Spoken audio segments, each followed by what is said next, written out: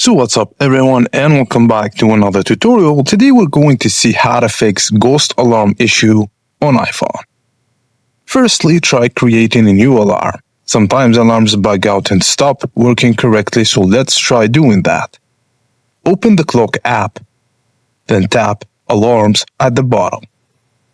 Tap the plus add button and set your desired time by scrolling an hour and minute. Choose a sound and set repeat options if needed, then tap save. Just go back to your alarms list and turn off or delete old alarm to avoid conflicts. The second fix is to turn off attention aware feature. Just open settings, then tap Face ID and passcode. Enter your passcode if prompted and find attention aware features. Toggle it off and see if this will fix the issue. If not, let's disable sleep schedule. Just open the Health app, then tap Browse on the bottom right.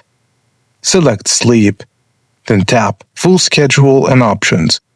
Turn off Sleep Schedule and make sure you turn off alarm and make sure the volume is high enough. And that's it guys, as simple as that. Thank you for watching and please don't forget to like and subscribe for more.